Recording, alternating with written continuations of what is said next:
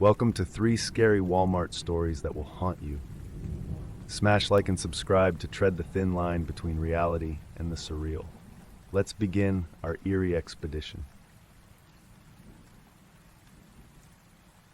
I've always prided myself on being a logical person, someone grounded in the tangible offers of the world. The laws of physics, the certainty of mathematics, these were the principles that guided my life as a software developer. Ghost stories and tales of the supernatural always struck me as amusing at best, foolish distractions at worst. So when I planned my quick trip to Walmart that evening, the last thing I expected was to have the very fabric of my reality questioned. It was just after dusk when I entered the store, the list in my hand minimal: toothpaste, soap, a pack of socks. Mundane items for a mundane task. Yet, the moment I stepped through those sliding doors, an inexplicable chill traced the length of my spine, setting the tone for what was about to unfold. The first sign that something was amiss came when I asked an employee for the aisle with the toiletries. His back was turned to me, restocking shelves with a mechanical precision that seemed oddly out of place. When he turned around, his smile stretched too wide, too eager, as if it was a mask poorly fitted to his face. His movements, as he pointed me towards aisle 7, seemed disjointed, like a puppet clumsily handled by its strings.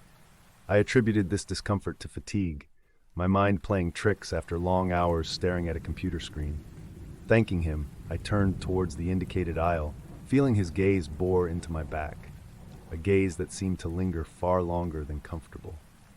Shaking off the unease, I told myself it was just another day in Walmart, a place not exactly known for its normalcy. As I navigated through the aisles, the normalcy I clung to began to fray at the edges. It started subtly, with items seemingly shifting places the moment I turned away.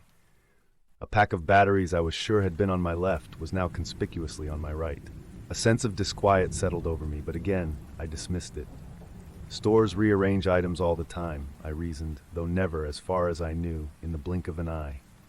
It was in aisle 9, my basket half full, that I encountered the second anomaly of the night. A fellow shopper, a woman, her presence as out of place as a flower in a desert. She wandered the aisle, seemingly oblivious to the world around her, her gaze distant, fixated on a point beyond the confines of the store. In a bid to ground myself in reality, I approached her, a casual comment about the store's odd layout on my lips. Her response, however, offered no solace, her words drifting back to me, detached and breezy. "Oh, it's always a bit of a maze in here, isn't it?" There was a lightness to her tone that clashed starkly with the growing tension knotting my stomach. As she floated away, her steps light and unburdened, the stark contrast between her dismissal of the store's peculiarities and my mounting apprehension underscored my isolation in this increasingly bizarre world. The unease that had been an undercurrent in my thoughts became a roaring torrent as I continued my journey through the Walmart. My skepticism, a shield against the irrational, began to crumble when I encountered the impossible geometry of the store's layout. Despite my best efforts to reach the checkout, each turn led me back to the same place, aisle 9. The products on the shelves mocked me with their familiarity, as if they were anchors in a reality that was slowly slipping away. My heart raced, a primal response to the realization that I was trapped in a loop of impossible architecture. Logic and reason, the tools I had always relied on, seemed utterly useless here. Panic crept its tendrils around my mind, urging me to run, to escape, but there was no clear path out of this labyrinth. In a moment of desperation, I grabbed a store map, but the paper in my hand seemed to morph, the layout shifting like sand slipping through fingers, only deepening my sense of dread. It was then, amidst my growing despair, that I sought the aid of another employee. Perhaps he could offer some semblance of normalcy, or at least directions that didn't ensnare me further in this bewildering maze. Yet when I found him, my hopes were dashed against the cold, hard floor of reality. His appearance was inconsistent, his features blurring and then sharpening into something almost, but not quite, human. One moment he was a middle-aged man with a receding hairline, and the next a young guy with a buzz cut. His badge, upon every glance, seemed to flicker between names and titles, as if he belonged to all timelines and none. With trepidation, I asked for directions to the exit, but his response was a smile that didn't quite reach his eyes, which shifted in hue with every blink. "The way out is the same as the way in," he said cryptically, his voice a mismatched echo that seemed both near and far. His words hung in the air, a riddle wrapped in the enigma of this twisted reality. My reflection in a nearby freezer door caught my eye as I turned away from the employee, hoping to make sense of his cryptic advice. But what stared back at me wasn't the familiar face I expected. Instead, it shifted subtly, my features morphing in ways that defied explanation. It was me, but through a lens distorted by the surreal atmosphere of this place. My eyes, usually a dull green, shimmered with an unnatural light, and my hair seemed to undulate as if alive. A surge of fear overtook me, not just of the place, but of what I was becoming within it. Whatever forces were at play here, they were altering the very essence of who I was, challenging not only my perception of the world around me, but of myself. Faced with the eroding reality around me and the terrifying reflection that no longer seemed solely my own, a spark of defiance flickered to life within the depths of my fear. If this place operated on rules outside the realm of normalcy and logic, then perhaps, in its twisted way, it followed a set of its own arcane laws, a pattern that could be deciphered. With renewed resolve, I began to observe the environment with the analytical detachment of a scientist studying a peculiar species. I noticed that certain items, when viewed from the corner of my eye, would resume their original positions, unaffected by the surreal influence that pervaded the store. With this realization, I started to experiment, walking backwards through the aisles, keeping my gaze averted from the direct line of sight. Progress was slow, a meticulous dance of sight and avoidance, but gradually, the store's chaotic grip seemed to weaken. The looping aisles began to unravel, leading me to new sections, each step forward a hard-earned victory against the madness. My heart pounded with a mixture of hope and apprehension, each turn bringing me closer to escape or deeper into despair. Finally, with the logic of this twisted realm barely grasped in my mind, I stumbled upon the exit, the automatic doors a beacon of reality in the haze of surreal horror. I didn't allow myself to feel relief as I crossed the threshold, half expecting to be pulled back into the store's inexplicable nightmare. But the doors slid closed behind me with an air of finality. I was outside, under the pallid light of the moon, the cool night air a balm to my frayed nerves. The parking lot was exactly as I left it, untouched by the otherworldly chaos that seemed confined within the walls of the Walmart. As I made my way to my car, the events that unfolded within the store replayed in my mind, each memory a shard of glass piercing through the veil of logic and reason I had so carefully constructed around my worldview. Questions with no rational answers gnawed at me. Was it an anomaly, a crack in the fabric of reality, or had I merely stumbled upon a hidden depth of the human mind? Could it be that the store, with its mundane facade, was a gateway to understanding the limits of perception and the fragility of sanity? The drive home was a silent one, my thoughts a tangled web of theories and existential dread. The items I had gone to Walmart to purchase lay forgotten, the triviality of my initial quest overshadowed by the ordeal. I had escaped the surreal Walmart, but the experience had irreversibly altered something within me. The boundary between reality and the unexplained had blurred, leaving me in a state of perpetual questioning. The story I shared with you, as much a confession as it is a warning, leaves more questions than answers. What is real, and what lies beyond the veil of our understanding? My encounter at Walmart suggests that the world is far stranger and more complex than we can comprehend. And perhaps in the end, some doors once opened can never truly be closed. Part 1. The Quiet Before the Storm. It was supposed to be a quick trip, nothing more than a late-night dash to Walmart for essentials. A loaf of bread, some milk, maybe a box of cereal. Simple, mundane items that, under normal circumstances, wouldn't warrant a second thought. Yet as I maneuvered my car into an eerily deserted parking lot, an inexplicable chill ran down my spine, disturbing the veil of normalcy I clung to. The store, usually buzzing with life at any hour, stood ominously quiet, its fluorescent lights casting harsh shadows on the empty spaces where cars should have been. For a moment, I considered driving away, dismissing this visit as unnecessary. But logic, fueled by a need to cling to my routine, urged me forward.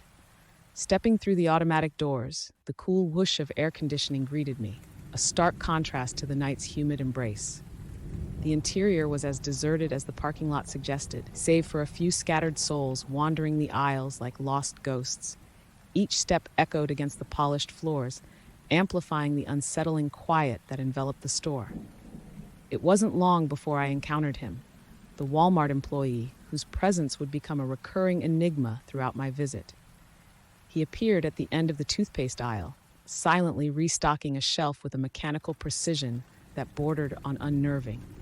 His features were obscured under the stark lighting, casting half his face in shadow, turning his expression into something unreadable. I offered a tentative hello, seeking some semblance of normal interaction, but he remained silent, his focus never wavering from his task. Something in the way he moved, with a deliberateness that seemed out of place, sent a shiver down my spine. I hurried past, convincing myself his silence was merely a product of late-night fatigue. With the unsettling employee behind me, I moved deeper into Walmart's Labyrinth, my shopping list forgotten. Each aisle felt longer than the last, a maze designed to trap rather than guide.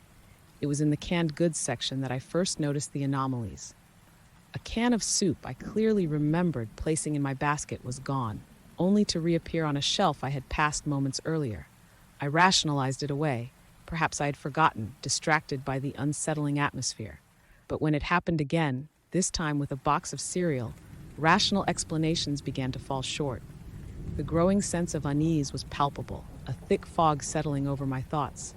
I tried to focus on the task at hand, to ignore the gnawing feeling that something was profoundly wrong. But the store seemed to have other plans. The familiar layout twisted into something unrecognizable. Aisles leading nowhere, familiar products misplaced in bizarre arrangements that defied logic. It was within this confusion, amidst the silent stares of the few other shoppers, that I found myself standing in the electronics section, confronted by the glow of a row of televisions. Their screens, which should have displayed vibrant advertisements or the latest news, instead offered a reflection of the store around me, distorted and unsettling. Whispering voices floated from the speakers, a cacophony of unintelligible murmurs that seemed to call out to me, urging me to leave. Yet, as I turned to heed their advice, my escape was thwarted by the labyrinthine expanse of Walmart, now more a prison than a store. The once familiar layout had morphed into an alien landscape, leaving me adrift in a sea of consumerism turned sinister. In the distance, the child watched, a silent observer to my growing despair. Their presence, unnoticed until now, added another layer to the unfolding nightmare. Who were they? Another lost soul caught in Walmart's inexplicable transformation, or something else entirely? As I pushed my cart forward, the weight of the unanswered questions bore down on me, each step heavier than the last. The reality I knew was unraveling at the seams, leaving me to wonder if I would ever find my way out of this twisted nocturnal odyssey. The child stood at the end of the electronics aisle, their small form barely noticeable against the backdrop of dimly lit shelves. Their eyes locked onto mine, an intensity brimming within them that seemed far beyond their years. There was no fear, no curiosity, only a piercing stare that seemed to see right through me. I attempted to approach, my instincts driven by a mix of concern and a desperate need for human connection amidst the growing absurdity. But as I drew closer, the child turned and vanished around the corner with a seamless grace, leaving no sound of footsteps behind. Each time I tried to follow, they remained perpetually out of reach, slipping away into the shadows of the store's endless aisles. Their silent appearances and disappearances added layers of confusion and isolation to the already maddening experience. The store's layout, now a confusing maze of shelves and products placed without rhyme or reason, compounded the sense of disorientation. I wandered without direction. The familiar landmarks that once guided my path through the store twisted into a jumbled, unrecognizable mess. The once straightforward task of navigating Walmart's aisles became a Sisyphean ordeal, with every turn leading me further into confusion. It was amidst this chaos, with the silent child's eerie presence lurking at the edges of my consciousness, that reality itself seemed to fray. The aisles began to shift and change before my eyes, rearranging themselves in a dizzying dance that defied logic and physics. Shelf after shelf rotated and moved, creating pathways where none had existed and closing off routes I had just traveled.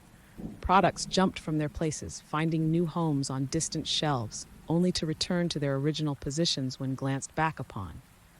The store had become a living entity, its innards churning in a grotesque parody of retail convenience. In a desperate bid for escape, I sought the store's exit, only to find it tantalizingly out of reach.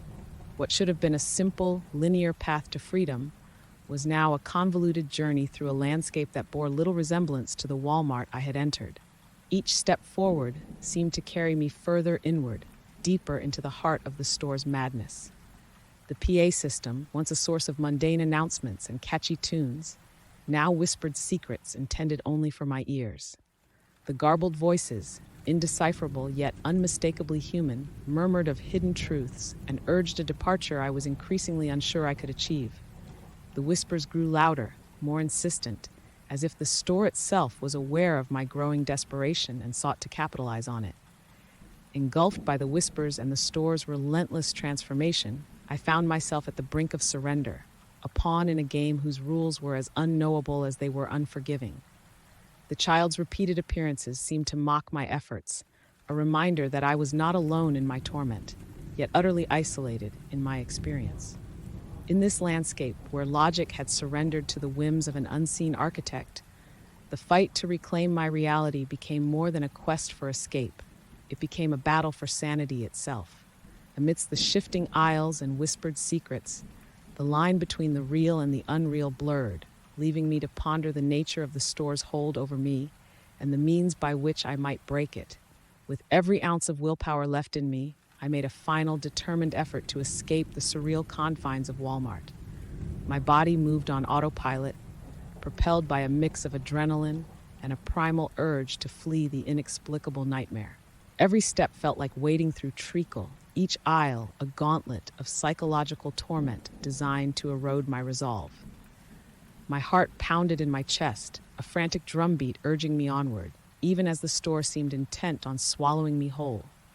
Suddenly, as if by some trick of fate or a final test of my sanity, a checkout lane shimmered into view, cutting through the chaos like a beacon.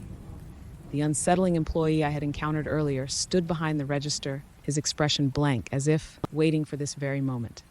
His presence, once ominous, now offered a semblance of normalcy, a thread of hope that I clung to with desperate intensity. Approaching the checkout, a cacophony of emotions surged within me. Relief at the prospect of escape battled with a lingering dread that this, too, might be another of the store's cruel illusions. The employee's eyes met mine, and for a moment I thought I detected a flicker of understanding, or perhaps it was pity in their depths. He began scanning my items with mechanical efficiency, the mundane sound of the register beeping in stark contrast to the surreal horror that had preceded this moment.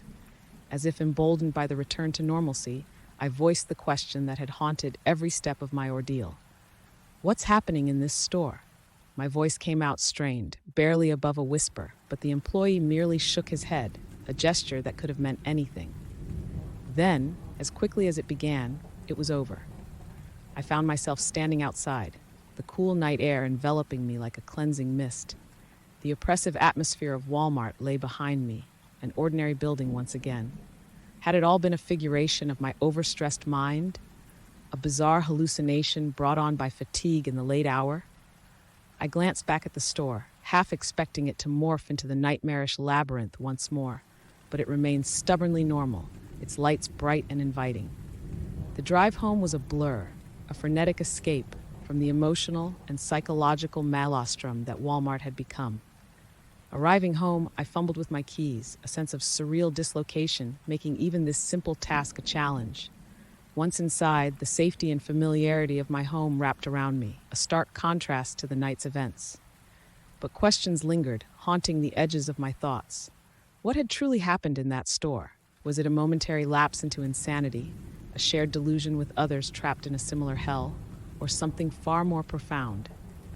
The open-ended nature of my experience left a nagging void. a space where answers should have been but were conspicuously absent. As days passed, the intensity of the experience dulled, becoming a bizarre memory that felt more like a dream than reality. Yet, every so often, when the lights flicker or a shadow moves just out of sight, I'm transported back to that night, to a Walmart that defied reality, and I wonder if I ever truly left. The night was unusually quiet as I pulled into the Walmart parking lot, the dim glow of the overhead lights casting long shadows across the empty spaces. It was late, later than I usually ventured out for anything, let alone a mundane shopping run. But the emptiness of my fridge at home and my distaste for weekend crowds had convinced me that a late-night trip would be both quick and uneventful. How wrong I was. Stepping out of my car, I pulled my jacket tighter around me, a chill in the air that had nothing to do with the weather. The automatic doors slid open with a whoosh as I approached, ushering me into the brightly lit expanse of the store.